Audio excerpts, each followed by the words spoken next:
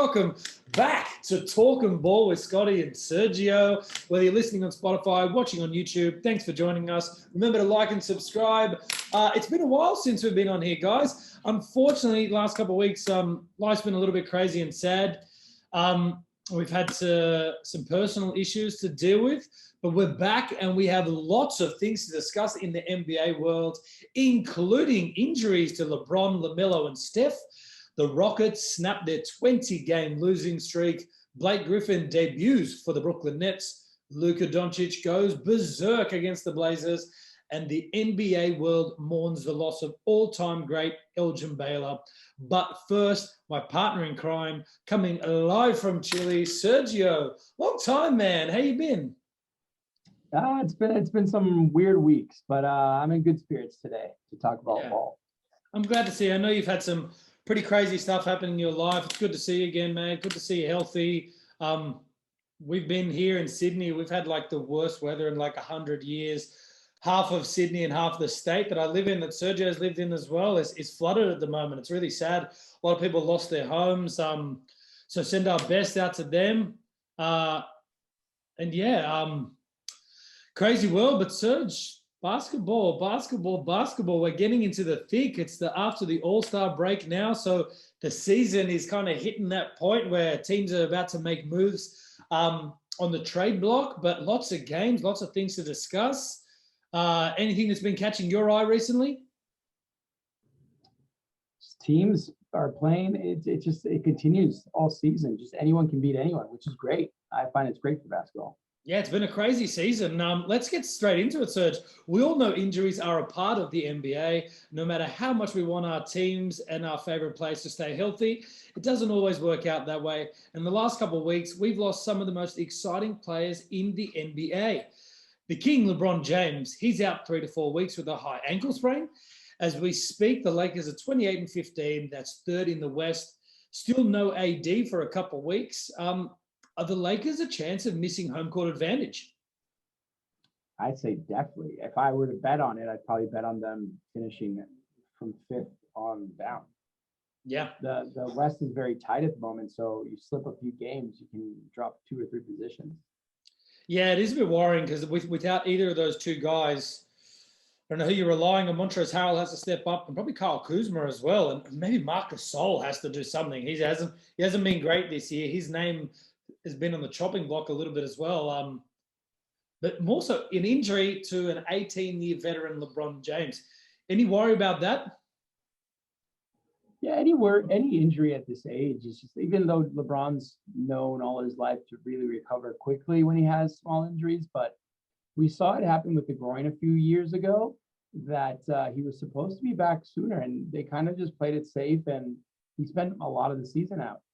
With this high ankle injury, it's really kind of, you can say it could be 3 to 4 weeks, but they're going to have to wait and see how it evolves. Yeah, definitely. I don't know if you saw the play it happened against the Atlanta Hawks, but a lot of people were calling out that Solomon Hill maybe did it on purpose. I can't imagine he did that. He fell over. Guys end up in weird positions when they fall, and you can't be thinking someone's doing that on purpose, can you? I definitely don't think. I watched it over and over a few times, and I think Montrezl Harrell in the post-game press conference, he said it was clearly intentional, which is a big call. I don't agree. And that guy doesn't have a record of being a dirty player at all. No, things happen, mate. It's a quick game. As soon as the ball hits the ground and guys dive, you're waiting for an injury to happen. LaMelo on Saturday, LaMelo Ball, he broke his wrist against the Clippers. That's his season done, Serge. It's pretty sad. They were doing really well, the Hornets, looking definitely like they were going to at least make the play-in tournaments. Is his rookie of the year plaque in danger? I think that's what most people are saying, that it's going to go to on the Wolves. Anthony Edwards.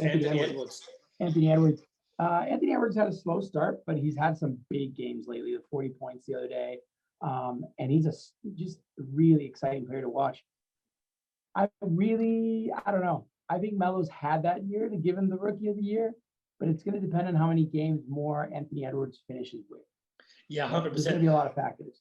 As soon as it happened, these guys just don't stop on Twitter. Who was it? D'Angelo Russell tweeted, and I barely know how Twitter works, but he added Anthony Edwards Rookie of the Year. So, which is a weird one. I'm like, the guy gets injured, and the first thing you do, he goes, "Oh, you're going to be Rookie of the Year now." Don't celebrate, man. You've been absolutely atrocious this year, the Timberwolves. Anthony Edwards has been better of late. The efficiency hasn't been great, but he hasn't really been helping his team win. Yeah. And D'Lo, I mean, come on. He keeps messing up. He's just not good socially, that kid. No, you just get all your socials off D'Lo, mate. You don't seem to do very well. You don't seem to. I don't know if our viewers recall a few years ago when D'Lo accidentally put in his story of Swaggy Pete talking about how he just like smashing chicks, and he was engaged, I think. So he kind of got in a bit of trouble over that. Yeah, man, just keep your mouth shut. Like, I don't know, maybe you shouldn't be doing that. Sure, got traded because of that too. Yeah, 100%. Yeah, you never think they picked Swaggy P over D'Angelo Russell. The biggest issue for me with LaMelo Ball is they're going to make the playoffs, and I think some playoff experience would have been amazing in his rookie year because he was a big part of the reason they were playing so well. Yeah, I mean, the record with him as a starter has been so much better than when he was coming off the bench. So it's a shame. It's a shame. And also, having a great year, having the praise of Michael Jordan himself saying that he had exceeded all expectations the Hornets had for his rookie season. It's sad. I'm not sure what the timeline is. If they were to make the playoffs, could he be back for the playoffs? I don't know. Might be close, but it's the end of March now, and we were talking just before this about the season finishes, I think May 16th. Yeah. Maybe he gets back the first week of playoffs, but then he's a bit unfit. I don't think he comes back this year, but I'm expecting an even better LaMelo in his second year. He's going to be fantastic. I think he exceeded. I mean, I picked him to be Rookie of the Year, but he definitely exceeded my expectations too. He's so savvy on the court, and he's just quick with the passes. And he's really showed his offensive game is on point because everyone was a bit scared that he wasn't that good of a shooter, that he committed too many turnovers, that he played defense, and all that he's put all those rumors behind this season, which is great. 100%. We'll move on to Steph Curry. He left the game against the Rockets last week with a tailbone injury. Man, the Warriors need him back, Serge. They're fighting for a spot in the play-in at the moment. They're 9th, I believe, but they might be without Steph for another week or two. Man, they need him back. They're struggling, and teams like the Pelicans are coming up a little bit. OKC Thunder somehow are still winning, but the Grizzlies are just behind them, and the Spurs look like they might fall out of the top 8. So they'll have another competition for that 9th, 10th seed. So I think the Warriors, they need Steph Curry bad back because it's not like they're winning every game with him, but they sure as hell can't win a lot of games without him. Yeah. I wonder how the outlook is going to be this season for teams that are in that range from 6 to 10, because from 7 to 10. There's not that much stress in the position because at the end of the day, if you just have your players healthy for the play-in, you have a good shot of getting that 7th and 8th spot. I'm pretty sure the Warriors are just going to be overly cautious with Steph so they can have him at full capacity when that time comes. Yeah. Because they probably will be from that 7 to 10 sitch. They're definitely going to see Andrew Wiggins the other day putting up good numbers, dropped 40 points, very efficient 40 points as well. Yeah, they're still struggling to get anything really out of Kelly Oubre. It's like a 20-point game every 10 games, it seems, but his shooting is just atrocious. And I'll be surprised if he's maybe not traded. It's going to be an interesting, but by the time we do a next pod, Serge, there's going to be a few trades, big trades that have happened. I'll be surprised. On Thursday's the trade deadline, right? I believe so, yeah. So the Rockets, the Warriors, I think, have a few pieces. Maybe they can move as well. We'll see what happens there, but different story. Let's move on to the Houston Rockets. Their streak is over. It wasn't a good streak. The Rockets ended their slide against the lowly Raptors at 20 games. This gave them a not so great accomplishment of being the only franchise ever to win 20-plus games in a row and lose 20-plus games in a row. Serge, the streak is over, man. Thank God. Those Rockets players have been going through it. Yeah, and watching is it Silas? Is that Yeah, Stephen Silas. Yeah, watching Silas's press conference the other day was really sad. You know, the guy's just frustrated, and it's his first year with his team. He came into a situation where he was probably excited to coach star players, James Harden, you know, and the Russell team Westbrook. slowly got Westbrook, got dismantled. You know, even before the start of the season, there was already rumors, and quickly they traded away his most important pieces. So he's been having to deal with what's left, new players, injuries, COVID. Wood was out a while as well, only like 17 games, I think. Yeah, they've had PJ Tucker and Oladipo, who it just kind of seems like they don't want to be there either. John Wall returning to like the court for first time in a couple of years. Like it's just been a hot pot of like talent and rookies, and it's good to see they're getting a little bit out of Kevin Porter Jr. and Kenyon Martin Jr., which is I was a big Kmart fan back in the day.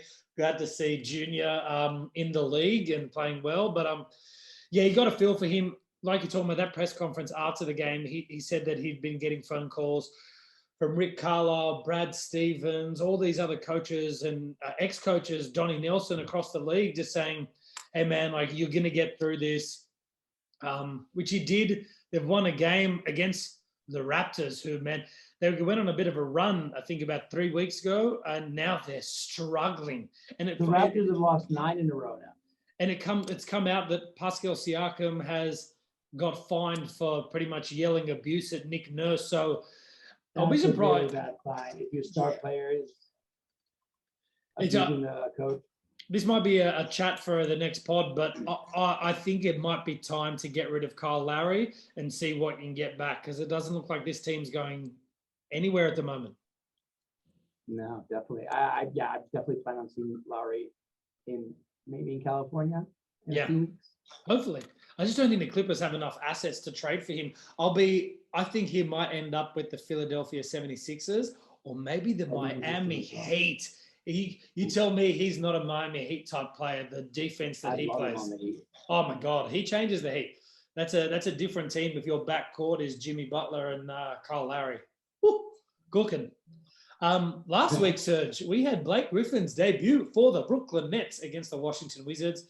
Griffin played 15 minutes. He had 2 points, which his only 2 points were a dunk. His first in like 2 seasons.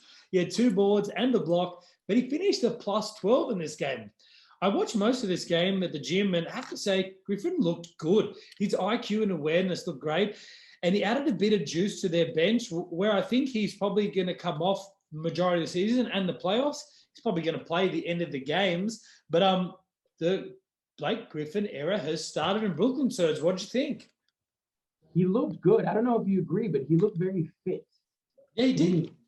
He did. And that's good to see, because also, when you get older, you want to take pressure off of those joints. So LeBron did it. LeBron, when he was playing for Miami, he was 260, 280 rumored at times. And he took it down when he went back to the Cavs and became a bit leaner to, save his body from injuries. And I think Blake Griffin, if you saw him in his youth, he's like a big dude, and he's 6'10" as well. So all that stuff, it puts pressure on your body. So I think he looked good. He had a lot of grit on defense, which that's what I was like, that's got to be him. He's a tough guy. He's got to lead that team into more of a defensive mindset, since they struggle, and besides they're so good on offense that they kind of forget about defense. But he looked good. I think he's going to be a great piece. And as I mentioned before, he's hungry. He wants that chip. I think he only really needs to play 20 to 25 minutes a night as well to get the best out of him, which will keep him pretty fresh, which I think is the greatest thing. I think he's going to be finishing games in maybe a lineup as a small ball 5, but I think he can play with the bench guys. He can play with and take over the scoring a little bit and playmaking, but he seemed to play pretty well with Kyrie and James Harden the other night as well. So, no, a lot of people were questioning which Blake Griffin would turn up to Brooklyn, but he looked good in that first game. He's got a long way to go. Who turns up no matter what? An Olympic gold medalist who's played with Kyrie and Harden on the same team. So, these guys know each other, and they have that winning mentality. So I think it's going to be exciting. Yeah, 100%. I'll be surprised now with Blake Griffin if they go after someone like Drummond, unless he comes onto the the buyout market, which I don't understand. Like someone's just got to throw a second rounder at Cleveland just to get him, like just for shits and giggles, pretty much. Like I don't understand. I hate the buyout market. It annoys me. Like you trade for a guy, like you at least like Victor Oladipo, like someone's got to throw a second rounder at him and maybe a salary filler or something. But I think that he's going to work well now with Brooklyn, and they maybe need a few more defensive pieces on the wing. But we say this every podcast. The Brooklyn Nets are like, as long as they stay healthy for the majority, I can't see anyone. They could just like literally have one of the stars, one of the three guys just on vacation. It doesn't matter. They'll still like end the season with the best record in the league, probably. Yeah. Oh man. Serge, a funny thing that's been happening with this season, especially because it's been COVID affected, we've seen a different schedule than we're used to. Teams have been playing home and home mini-series. For example, Dallas traveled to Portland over the weekend to play 2 matchups against the Blazers. The Blazers took Friday's game by 6 points behind a combined 63 points from CJ and Dame, who out-jeweled Luka, who finished with 38, 9, and 9 in that game. But Sunday was a different affair. The Mavs won this one by 40. Luka had 37 points on 13 of 19 field goals and 8 of 9 three-pointers, and he missed the last three-pointer, and that was all in 3 quarters. They were up by 40 after 3, and their bench just kept the score there. But a couple of things, Serge. How impressed were you by Luka's game? Like a lot of flack on him for his 3-point shooting earlier in the season, but he's up to 37%, and 8 of 9 is amazing for anybody. Yeah, and 37 is not that bad when you have that much frequency. A lot of his shots are 3-pointers. He just got to work on the free throws. He had a great game. And also talking about the format of going for the weekend, playing like little mini series like baseball. I don't know if I'm all about that, because basically when you figured a team out and you play a back-to-back, it tends to happen that you kind of take the series or go 2 in a row. In this case, it wasn't that. But I think the playoffs is when you want to see how the coaching goes, the adjustments and all that. Yeah. The regular season, it has a different format. And I'd personally like to see it go back to the way it was. Well, saying that, the game before that, Dallas were at home and played the Clippers twice, and they lost a close one by, I think it was 8 or 9 to the Clippers in the first game, and then readjusted, came out and kind of dominated them most of the second half and won by 13. So, yeah. And they won that series. So it just changes. It is a little bit of a playoff style where the coaches have a bit of time to adjust. They get a day off to sit down with their staff and go, okay, how can we approach this game differently? And they did. Dallas did a much better job on Portland in the second game. Dame, Melo, and CJ combined for like 0 for 19 3-point shooting or something. And Dallas, like you can say you missed some shots, but I watched that game and mate, Dorian Finney-Smith, Maxi Kleber, Josh Richardson just harassed those guys. They were in their faces on the 3-point line, weren't giving them any easy shots. And yeah, I do. It kind of highlights a bit of coaching in the middle of the season, which you kind of forget about a little bit. Yeah, it does. It definitely, because that's what the playoffs are all about. I mean, if you remember the last season, that's why Doc got canned, because he just didn't make enough adjustments. No, and that Clippers team is they're still a piece away. They're still a point guard away from really challenging for a title. Yeah. You can't run everything through Kawhi and Paul George. They can pass, they can handle the ball, but that's not where you want them getting the ball, dribbling the ball off the court. You need another playmaker. Yeah. To round out today's podcast, guys, this week, the NBA lost one of its greatest ever players. Lakers legend Elgin Baylor passed away from natural causes at age 86. He averaged 27.5 points, 13.5 rebounds in a 14-year career from 1951 to 1972. He was an 11-time NBA All-Star, 10 times NBA First Team, and NBA Rookie of the Year. So it's sad to see a great of the game pass away. Yeah, he had a great career, also as an executive. As a player, I like the words that Adam Silver said. That were basically, he said Elgin Baylor was one of the first superstars. And I think what he means, but when he said that, is that Elgin Baylor was the guy that showed up every game. He played for the fans.